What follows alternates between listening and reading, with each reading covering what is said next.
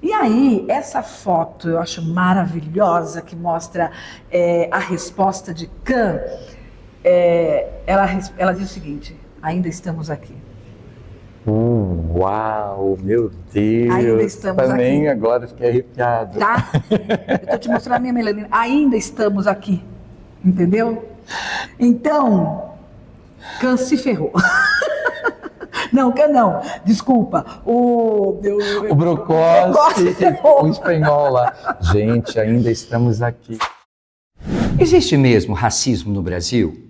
Hoje conversaremos com a Natalina Lourenço, professora da rede municipal e estadual e chefe de assessoria e participação social e adversidade do Ministério do Trabalho.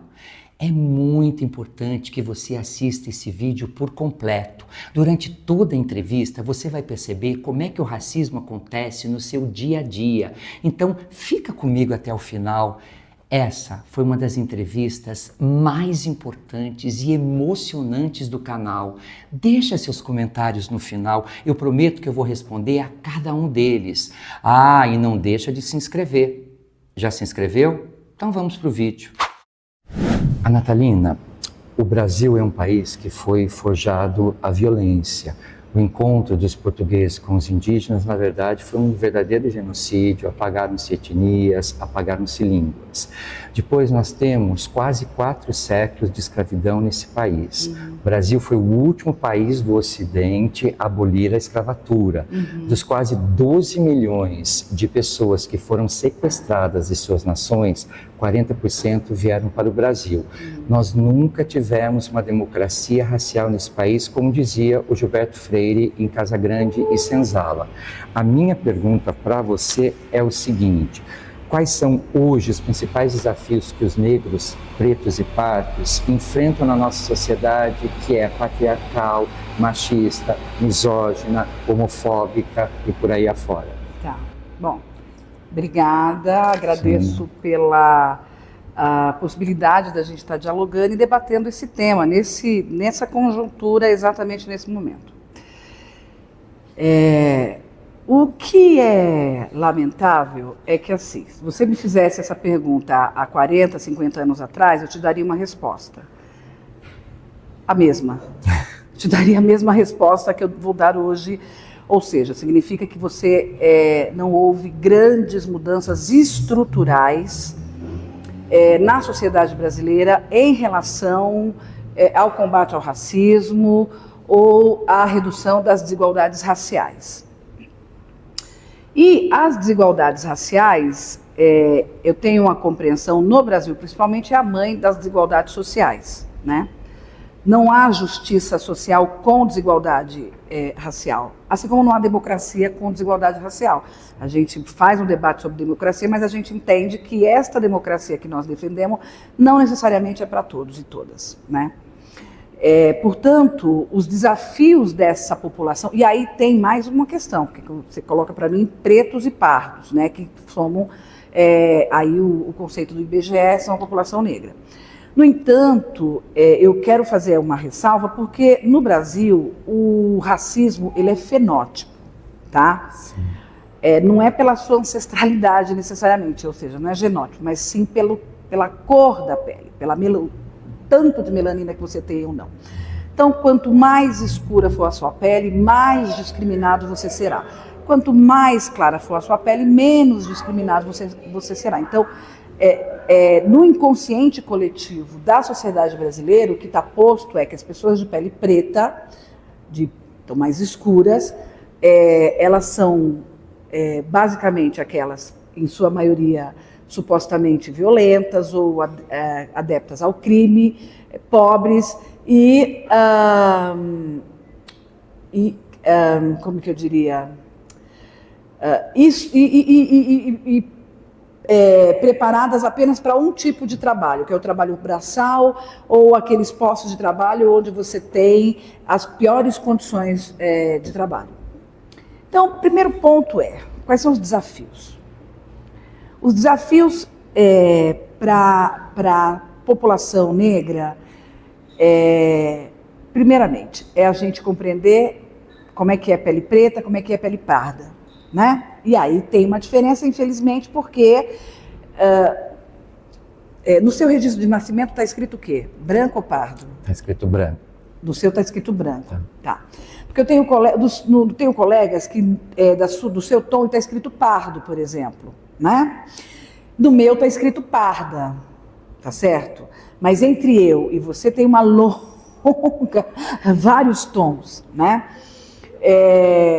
No entanto, eu sou preta, eu não sou uma mulher parda, eu sou uma mulher preta, porque eu sou uma mulher de pele escura, cabelo crespo. Meu cabelo hoje está com a escova, né? Mas não, ele é um cabelo crespo. E o primeiro desafio é a gente compreender que quanto mais escura a pele, mais discriminado você será. Esse é um ponto. O segundo desafio é mercado de trabalho. No Brasil, o Brasil é um daqueles países em que há uma lógica de quanto mais tempo de escolaridade você tem, melhor será a sua colocação no mercado de trabalho. Portanto, você terá melhor remuneração e, com isso, você tem uma possibilidade de mudança socioeconômica, então de mobilidade social. Você sair de uma classe social e para outra. Mas para as pessoas negras, ou principalmente para as pessoas pretas, isso não é verdade. Porque nós temos aí já 15, 16 anos de políticas de cotas nas universidades, principalmente, ProUni, várias políticas importantes de inclusão, né, feitas pelos governos progressistas Lula e Dilma. Então foram políticas muito importantes. Mas veja, o racismo é tão abissal nesse país que mesmo essas políticas não deram conta, inclusive, de mudar a realidade da grande maioria. Porque apesar de você ter um tempo maior de escolaridade, quando você ingressa no mercado de trabalho, e esse é o ponto, não necessariamente você ingressa nas mesmas condições das pessoas não negras. Você tem pessoas que têm a mesma formação e que ganham, têm salários diferentes. E você tem pessoas com a mesma formação, que sendo uma está atuando no seu campo de trabalho e a outra não conseguiu. Então, ter necessariamente mais tempo de escolaridade para a população negra não significa, de fato, mobilidade socioeconômica. Haja visto, quando a gente pega essa pirâmide socioeconômica, essa maldita pirâmide nunca muda. Pegue os dados de 50, 60, 70 anos atrás, cara, é a mesma coisa. Você tem no topo os homens brancos, as mulheres brancas, os homens negros, e na base da pirâmide as mulheres negras, tá certo? Por que essa pirâmide socioeconômica ou de mobilidade social não muda? Ela não muda. Ela não muda porque não é só políticas públicas de inclusão. Se elas não forem focadas, inclusive, não adianta. Né? As pessoas dizem, mas eu sou a favor de cotas sociais. As cotas sociais, já é provado, não atingem a população negra. Então é preciso a gente ter, sim, cotas raciais. Nesse sentido, ou você faz políticas públicas focadas e de durabilidade, ou a gente não vai ter uma mudança estrutural da sociedade. E aí, esses agrupamentos, esses grupos sociais permanecerão onde eles estão nessa pirâmide. Você tocou em algo que eu achei, aliás, você tocou em vários pontos super importantes, mas você tocou em algo que eu acho que é fundamental, porque quando se fala em negros, se acha que é uma coisa só. Né? Aliás, que negro começou a partir da escravidão, que você não tinha pessoas que tinham famílias, que tinham aí uma religião, que tinham uma filosofia. Mas o que eu quero colocar para você é o seguinte, né? Tem sido muito falado hoje em dia uma palavrinha chamada interseccionalidade, que seriam aquelas várias camadas de opressão e discriminatórias que uma pessoa sofre na sociedade, principalmente por questões de raça, de gênero e sociais. E nessa perspectiva, a mulher negra ocupa a base da pirâmide, como você diz, a pior situação.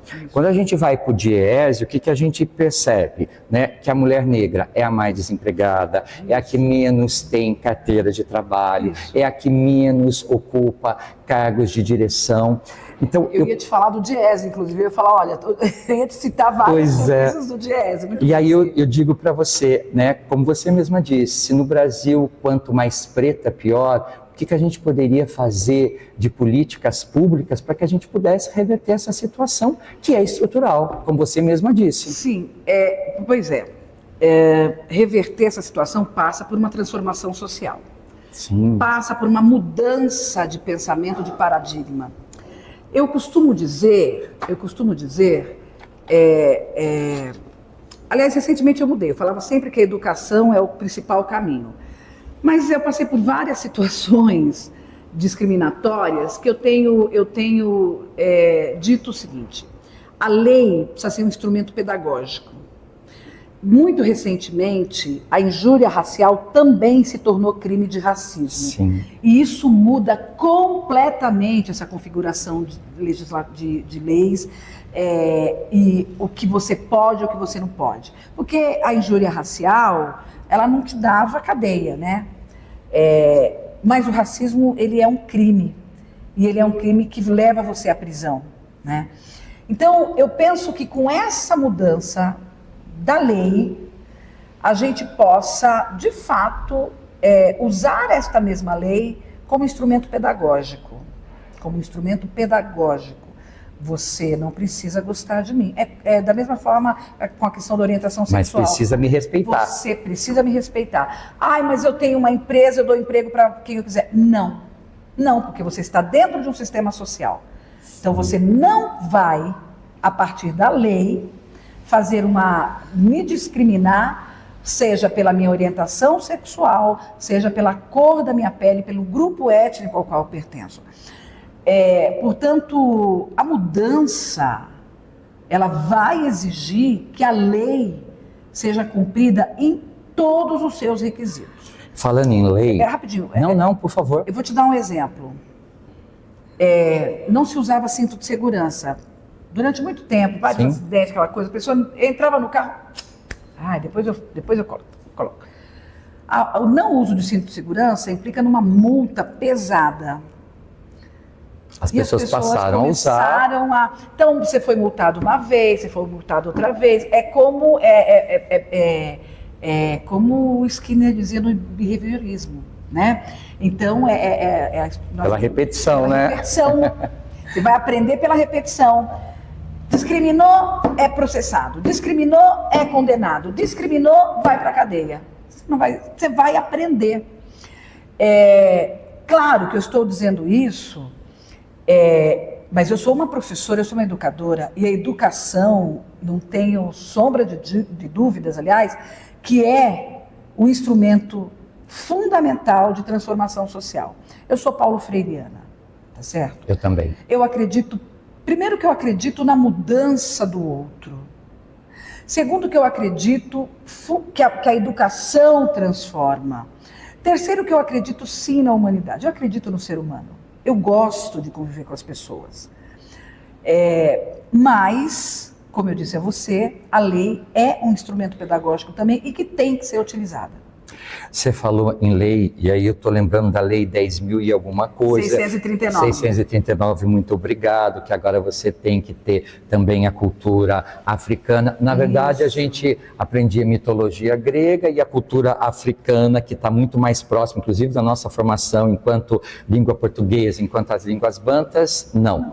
Mas você falou em racismo estrutural, você falou em fenótipos, e na verdade são ideias defendidas no século XIX que vieram da Europa, como o darwinismo racial, como a eugenia, né? Como assim o Lacerda que dizia que em um século o Brasil ia ter um branqueamento. Lembrei inclusive do quadro do Monteiro Lobato.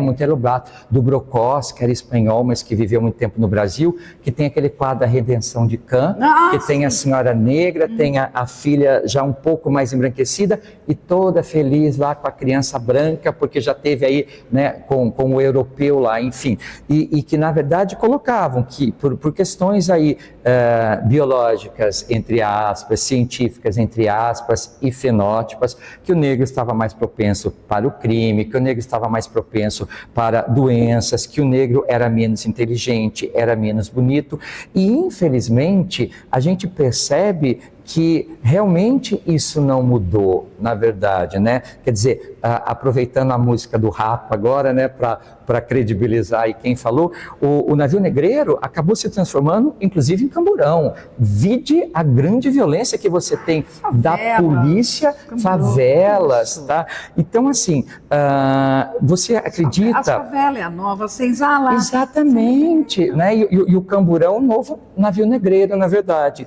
né? E aí você falou da educação, e eu acredito, que eu sou professor também, que a transformação se dá principalmente, apesar dessa lei, você não acha que a gente tem que começar a ter uma educação antirracista? Porque a gente muda assim com a lei, você tem toda a razão, mas a gente não tem que começar a mudar essa sociedade, e aí a gente precisa ter professores também treinados, nem todos os professores estão preparados para que você... E não é só sociologia, não é só história, eu acho que qualquer matéria, qualquer professor que entra em sala de aula, tá? Seja qual for a matéria, ele tem que entrar, na verdade, né, com esses conceitos, porque você vive em sociedade, as coisas não são desconectadas. Como que a gente poderia hoje implantar de uma maneira efetiva uma educação antirracista nas escolas? Você falou, me instigou dois temas que são importantes para mim. A questão da Lei 10.639, porque eu estava, me recordo até hoje, quando o presidente Lula, não estava lá, mas quando o presidente Lula assinou, né, criando essa lei,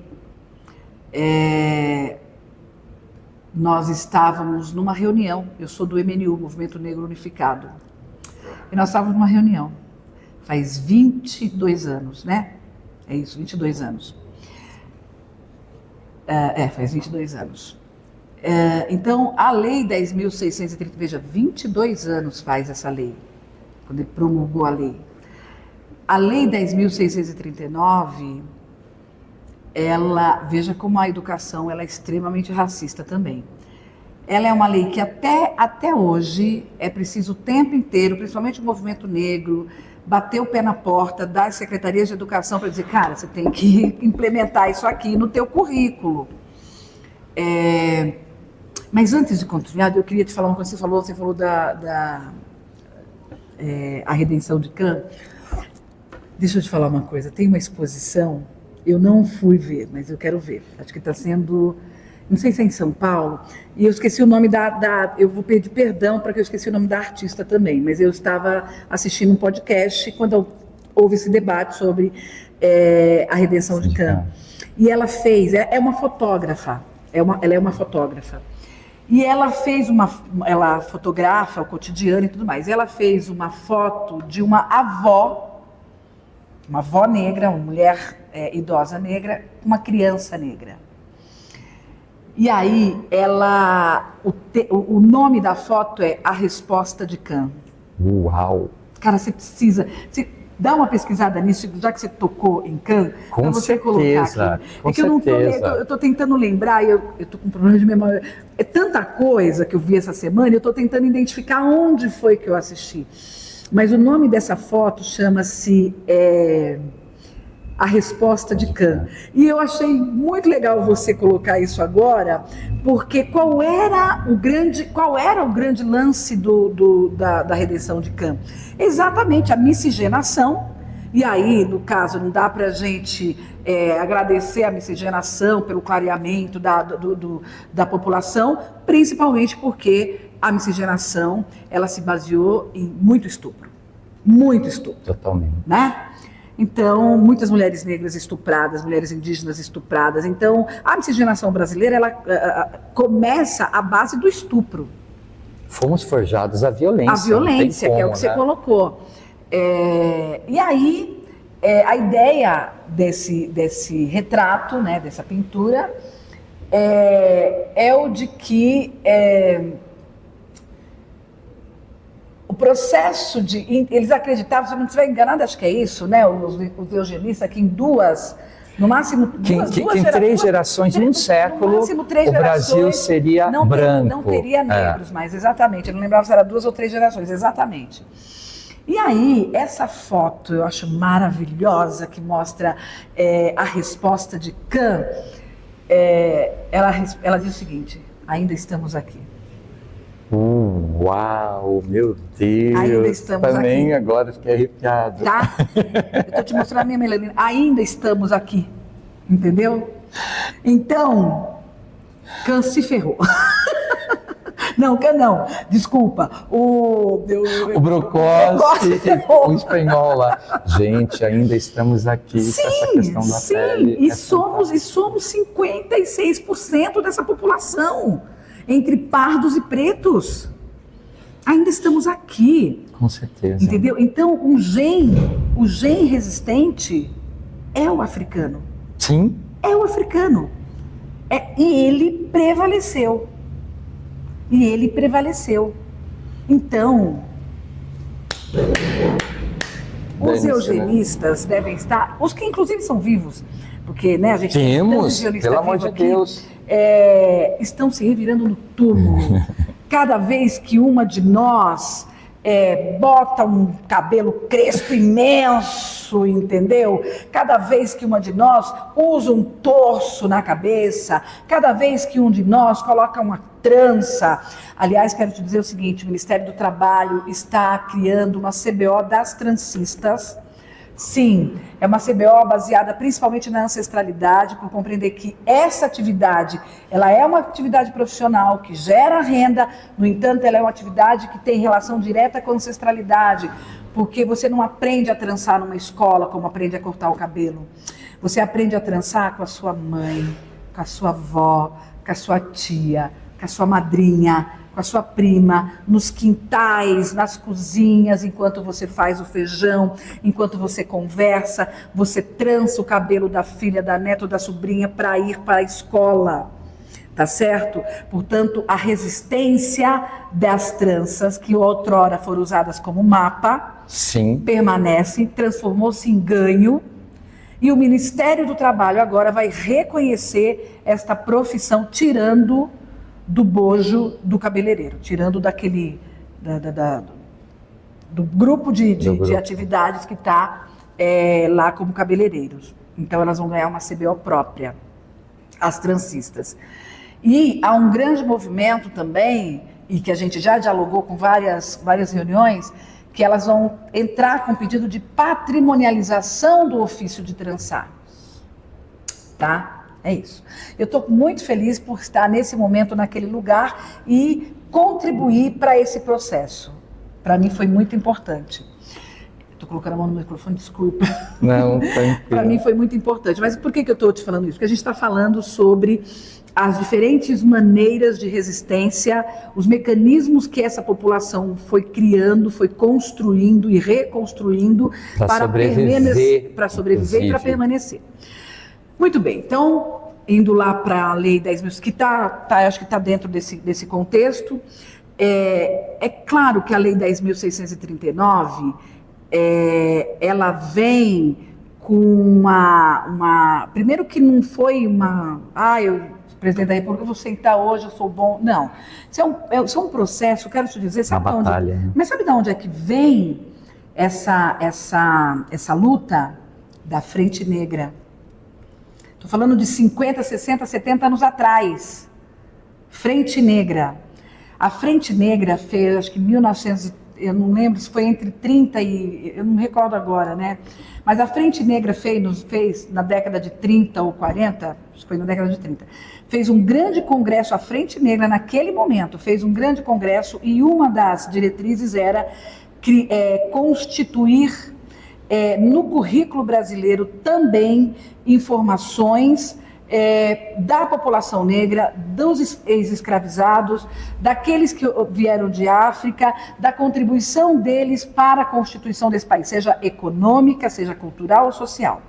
Principalmente econômica, né? Vamos pensar que os primeiros trabalhadores, o primeiro grupo de trabalhadores no Brasil foram negros, foram escravos. Então, os escravos, discuto muito quando a gente vai discutir movimento sindical, quando começa a vir falar para mim da greve de 1917. Eu disse, não, meu amigo.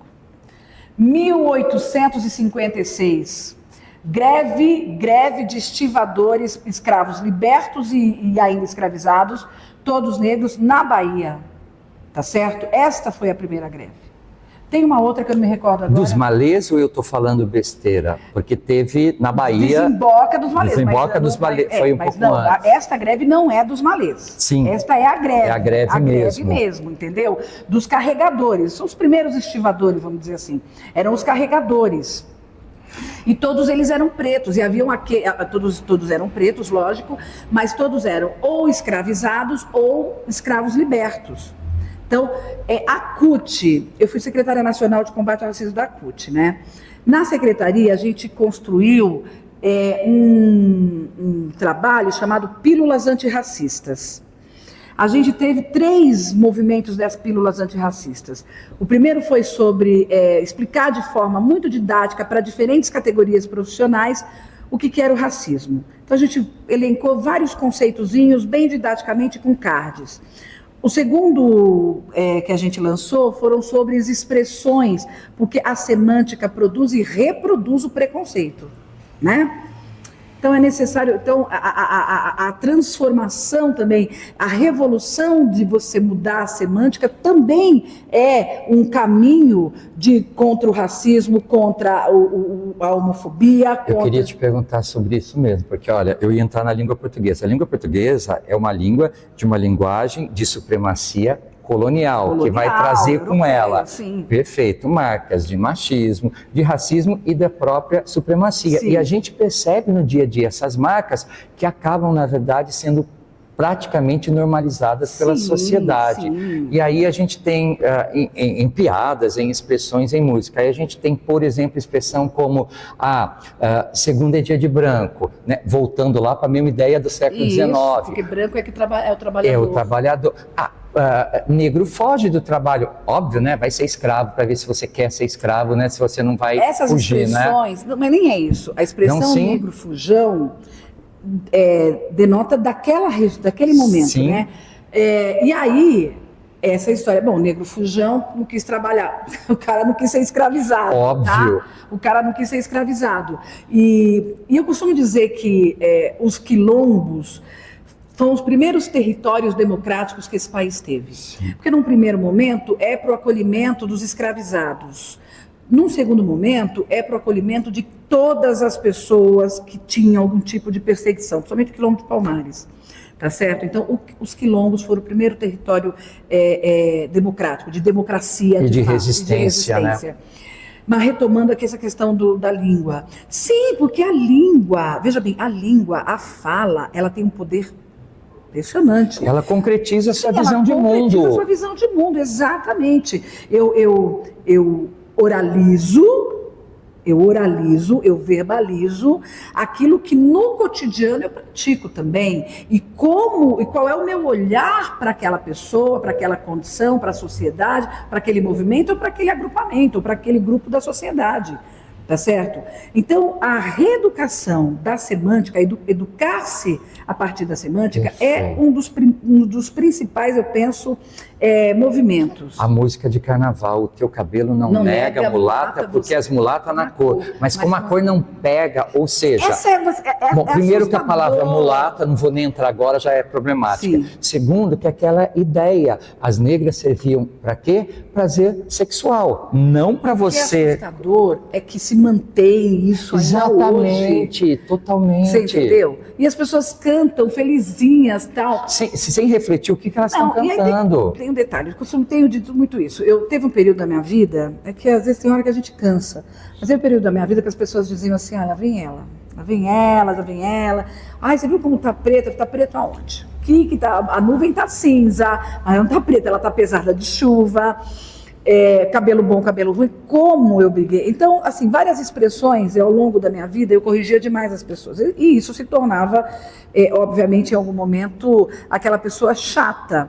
E aí as pessoas diziam, a gente não pode falar nada. Não pode. É mimimi. Não pode. Porque não estão sentindo. Exatamente, não pode. O que podia não pode mais, porque Sim. a sociedade está em constante movimento. Senão e nós a sociedade também. vai parar, meu Deus O do céu. Heráclito dizia o seguinte, né? Um homem não anda no mesmo, não atravessa o mesmo rio duas vezes. Porque a gente está em constante mudança. Com certeza. Tá certo? Portanto, o que ontem podia, hoje não pode mais. Eu fiz uma brincadeira na mesa e depois eu me falei, cara, olha isso, foi uma brincadeira etária. Porque eu falei assim, vamos começar por, vamos fazer por idade? Isso é uma brincadeira etária. Sim. E não é brincadeira. Eu coloquei ali, por exemplo, que pese naquele momento não era de forma discriminatória, era de forma pensando que a educação que eu tive os mais velhos têm que ser sempre os que falarão primeiro, essas coisas todas. No entanto, isso também abre caminho para outras discriminações ligadas ao etarismo, né? E a gente fez ano passado, a minha assessoria, a gente fez ano passado chamou Diálogos de Capacitação, para capacitar os servidores do Ministério do Trabalho, né? E das superintendências, da Rede Cine, enfim, para o atendimento da população, mas também para a correção da oralidade no trato com as pessoas, no trato com o público. Bom, então essa compreensão vem da educação. Então, e tem uma questão importantíssima. A Lei 10.639 não é para ensinar a história para mim, a Natalina, que sou do movimento negro. É para a sociedade brasileira, sejam negros, sejam não negros. É para a gente compreender, historicamente, qual é o lugar desse país e quais são as pessoas que contribuíram significativamente para que a gente chegasse nesse momento. Não de samba e futebol, entendeu? Mas economicamente. Economicamente, a mão de obra que movimentou esse país era preta, e continua sendo, na verdade, né, negra, e continua estando nos mesmos lugares braçais, porque é estrutural, porque, enfim. E os postos de trabalho mais precarizados. Aí quando fala em cotas, como você também citou, aí vem o papinho, não meritocracia, não, existe só uma raça, a raça humana. Então, aí existe, né, essa série aí de discursos e narrativas para que você possa, na verdade, manter um status quo mesmo, não mudar. Eu tenho dito o seguinte, quando começo, porque é assim também, talvez seja a idade, e aí chega um momento que você fala assim, cara, agora contagem regressiva. Então, por que eu vou me preocupar com o que o outro pensa de mim? Eu estou pensando muito isso. Aí, quando começa a vir para cima, eu falei assim, primeira coisa, e o movimento negro tem falado muito isso. Não foi eu que criei o racismo. Eu não racializei nada, meu amigo. Eu não racializei nada. No entanto, a pessoa que olha para mim e pensa, e aí eu vou dar esse exemplo, porque eu tenho total respeito por essas trabalhadoras, que são as trabalhadoras domésticas. No entanto, há um olhar da sociedade para as mulheres negras em que são trabalhadoras domésticas. Vou te dar um exemplo. Já passei isso por umas 2 vezes. Na época, eu estava no mestrado. Eu iniciei o mestrado na FEFELESH, mas eu abandonei, aconteceu várias coisas, enfim. Eu era uma rebelde. Enfim. E 25 anos, você acha que, né? Eu tinha 25 anos, né? Então, a minha geração, acho que foi a primeira geração que sai da universidade e vai direto para a pós-graduação, né? Estou falando isso de anos 90, né? Tenho esse rostinho, mas eu fiz 56 agora, né? Recentemente. E aí eu tenho dito o seguinte, olha, quem racializou foi você. À medida que você olha para mim, eu estou lá, como aconteceu comigo. Nessa época eu fui para São Carlos visitar uma amiga. Desci na rodoviária e fiquei perdida. Eu usava um cabelo muito black power, uma sandália de Jesus, né? Estava com uma bolsa de terra, eu me recordo até hoje, porque eu fiquei sem reação naquele momento, né? E aí eu parei, tinha uma mulher lavando uma calçada, e eu parei para perguntar, escuta, você sabe onde fica esse endereço, por favor?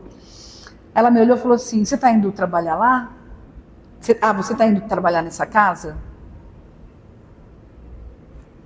Eu perguntei o endereço.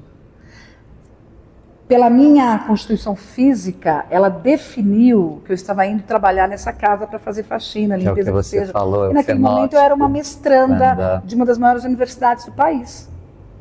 Bom, passou-se o tempo, pererê, tarará, aí eu estou um dia em Natal. Eu representava a POSP no Conselho de Alimentação Escolar. Aí teve um encontro, acho que foi no governo Dilma, um encontro nacional de conselheiros de alimentação escolar em Natal. E eu fui para Natal, tal.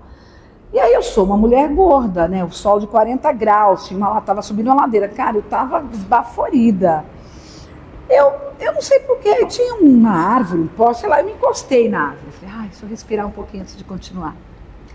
Passou uma outra mulher que estava com uma criança e ela olhou para mim, né? Ela achou que o meu rosto era bastante jovem, né?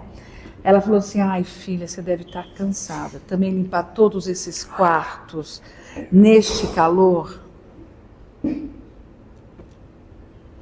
Tá? Bom, estou te contando, fiz um recorte na nossa conversa para dizer o que é o inconsciente coletivo, como é que a semântica produz e reproduz esses estereótipos e como é que uma educação antirracista poderia ajudar a construir um novo conceito social, mas não o faz exatamente porque a lei ela é o tempo inteiro não cumprida, porque se trata exatamente de uma lei que vai discutir sobre o que é a população negra neste país, quem foi, quem é, e o que é ancestralidade, e que África não é miséria, que África eu nasci, por exemplo, é o berço da fundição. África, o conhecimento da agricultura, muitos que foram trazidos para cá, não era por nada, tinham conhecimento de agricultura, tinham técnicas. Veja, foram os africanos do norte, principalmente, que levaram para a Europa a higiene pessoal, tá certo? Que chegaram lá e falaram assim, meu filho, toma banho, pega um balde d'água, leva pro rei tomar banho, tá? Tô brincando e tal, mas enfim. Sim. Então, é claro que a educação, ela tem um papel significativo nessa mudança de comportamento conceitual e paradigmal, né? De paradigmas também.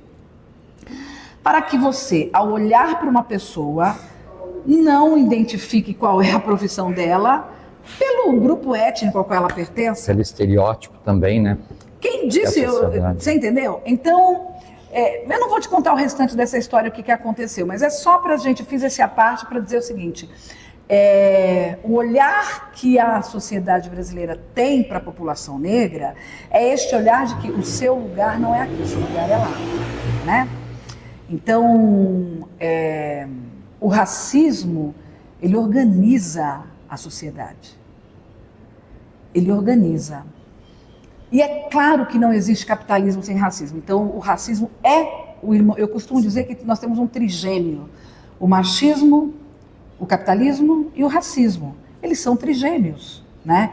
E, portanto, o capitalismo não larga a mão do racismo. Ele vai andar conjuntamente, porque é isto que faz com que ele se fortaleça, né?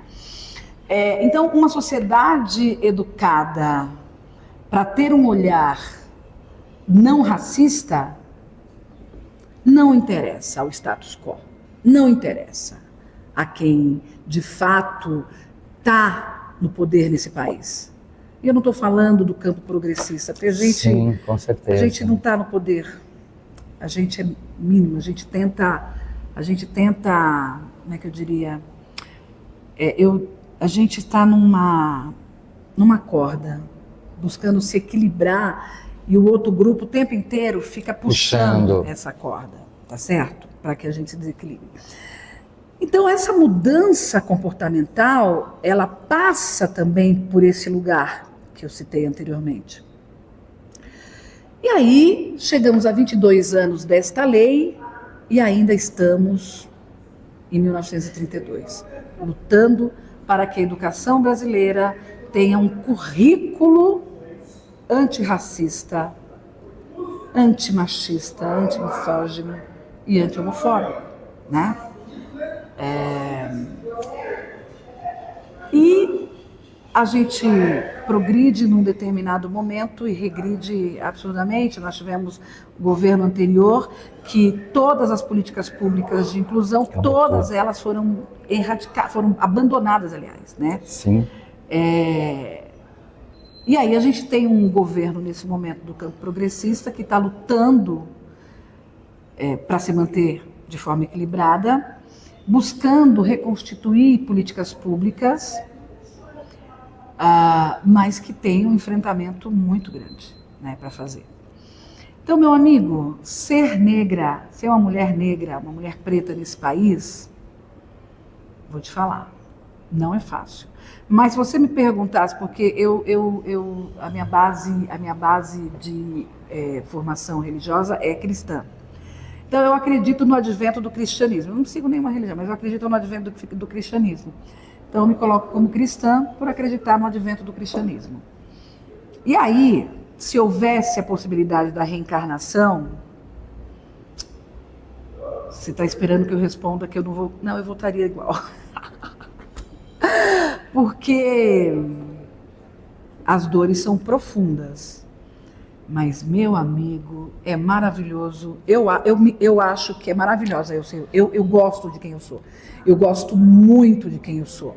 Eu gosto muito de quem eu me tornei. Eu gosto muito de defender o que eu defendo. Eu gosto muito de estar nesse lugar com esse olhar. Eu adoro estar nesse lugar com esse olhar, entendeu?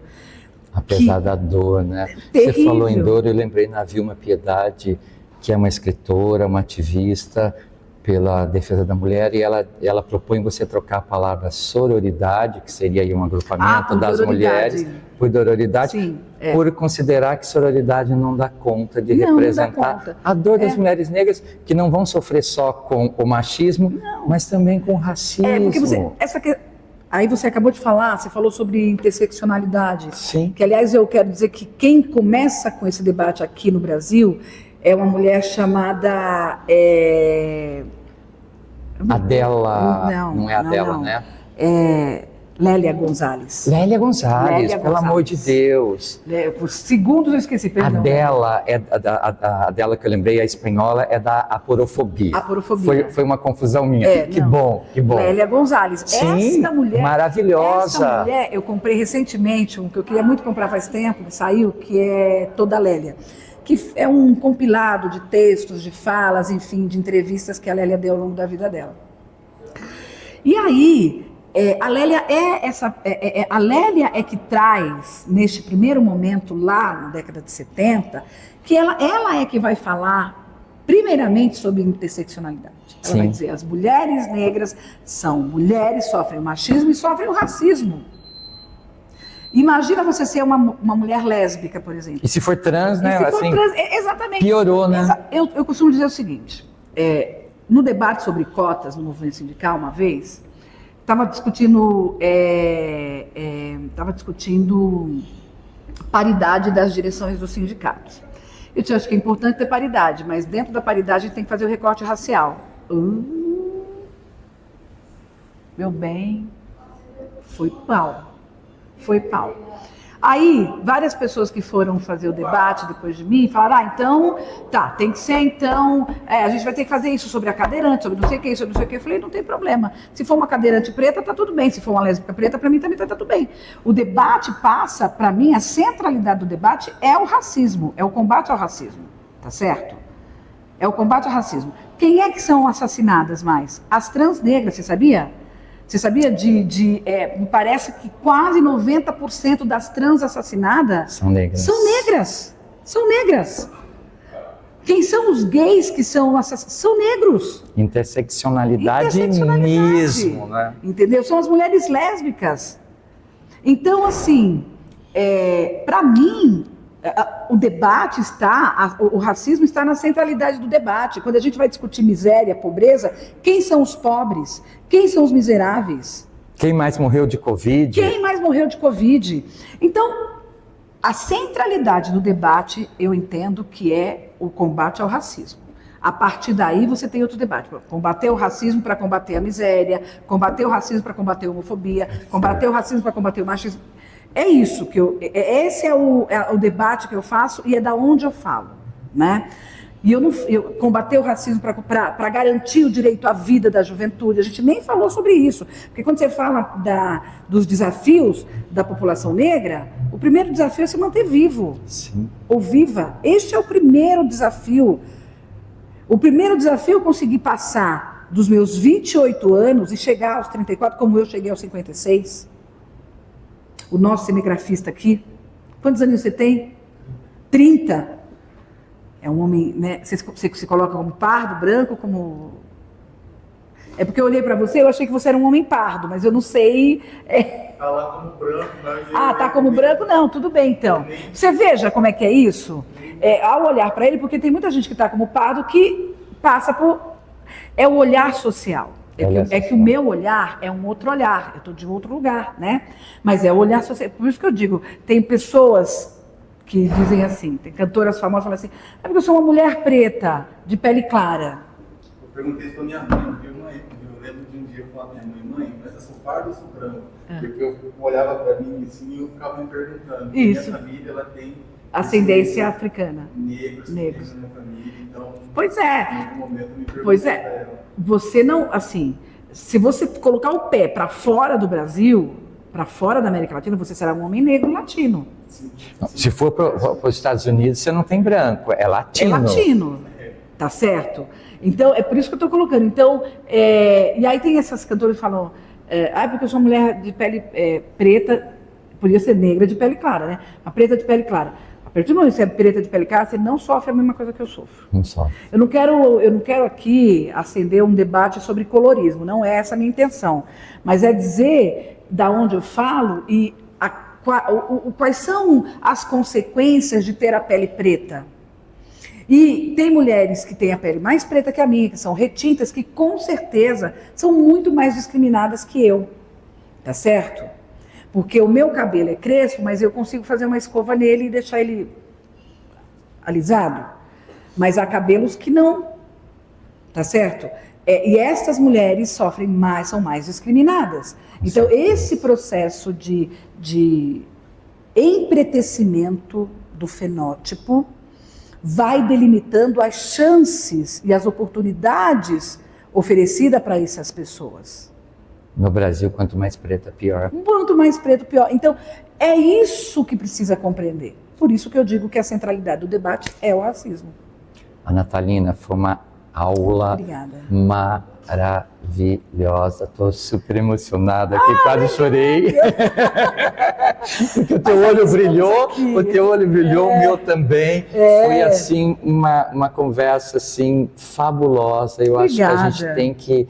Isso daí tem que ser diário, em todos os momentos, Sim. tem que ser na língua, tem que ser na escola, tem que ser em bate-papos, porque assim, meu Deus do céu, 500 anos, já vai aprender quando? Eu acho que vai demorar um tempo. A Sabe? gente estava falando sobre essa questão da lei, das cotas e tal. Eu lembro que acho que foi em 2014, 2015, eu não me recordo bem. Em casa eu tenho muitos documentos sobre isso, mas saiu uma pesquisa na época que dizia o seguinte... quanto tempo demoraria para a população negra atingir o grau de escolaridade e de conhecimento da população não negra, da população branca? Naquele momento, eram 70 anos se tivesse investimento direto o tempo inteiro. Porque são séculos de acúmulo que a população branca tem de conhecimento. Séculos de acúmulo. É isso. Entendeu? E a população negra tem séculos de acúmulo de conhecimento? Tem, mas esse conhecimento muitas vezes foi usurpado, por exemplo. Essa questão da fundição, isso você não vê nos livros didáticos essa informação.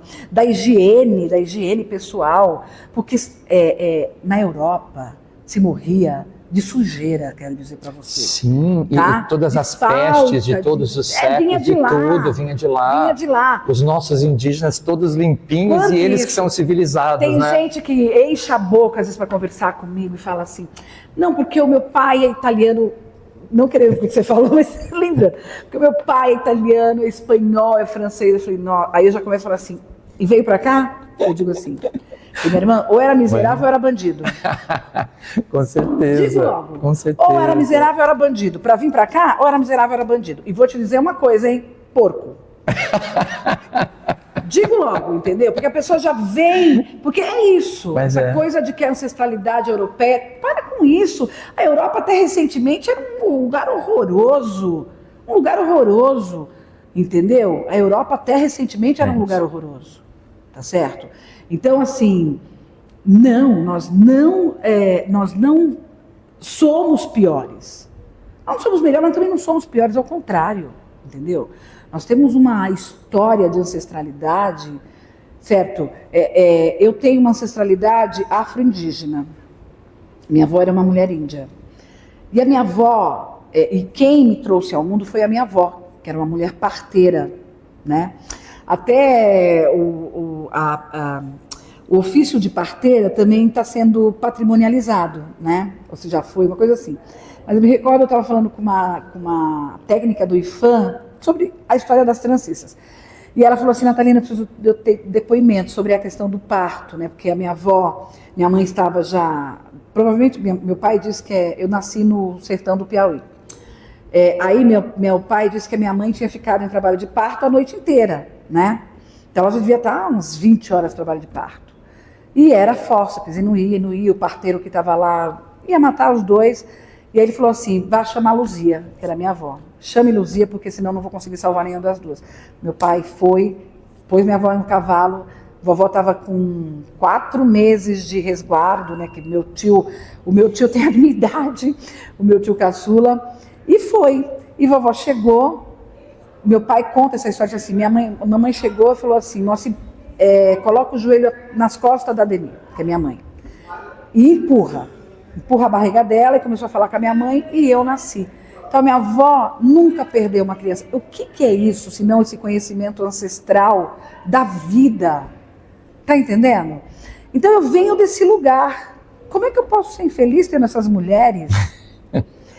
Quando eu li o Mulheres que Correm com Lobos, quando ela descreve a questão da loba, gente, era minha avó segurando todo mundo, sabe assim? Mas é isso.